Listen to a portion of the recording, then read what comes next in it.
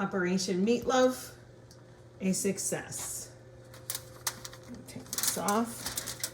There we have it. Whoops. There you go. I tented it with foil and it's resting now. I look better like this. So I used the diced crushed tomatoes and I put some on the bottom.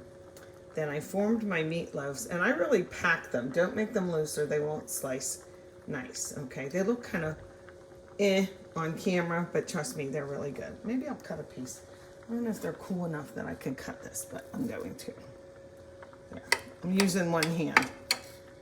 Okay, so there's the inside of the meatloaf. Yum, yum, yum.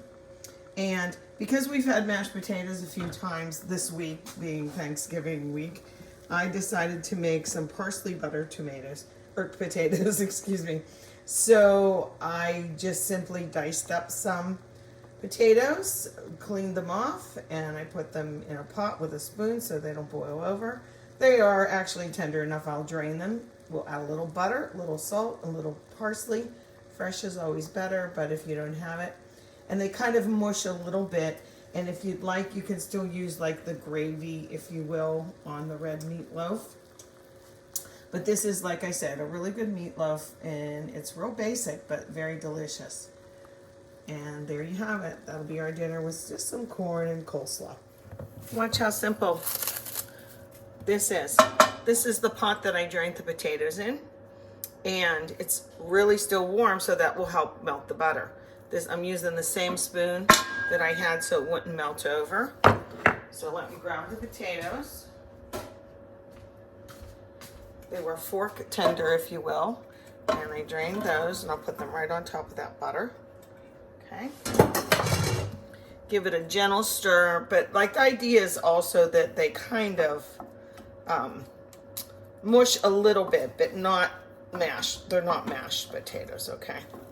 So you can use garlic salt if you want, or you can just use regular salt. I'm going to use a little bit of regular salt. Like I said, potatoes and salt love each other. And some parsley. Parsley does have a flavor. It's not just to be pretty. Okay?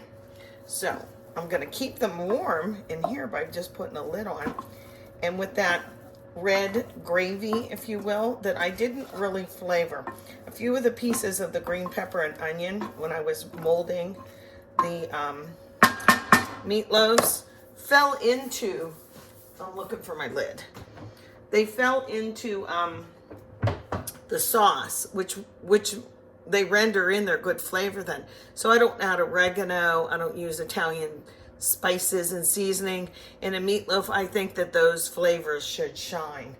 So I'll put a lid on this, and then, like I said, we'll have our corn and coleslaw. Have a nice, warm, cozy meal. You know, Thane loves to come home and smell dinner. He said he can smell it when he's opening the garages, walking up the step from the garages. So it's just a nice homey meal, and don't underestimate it. Alrighty, enjoy.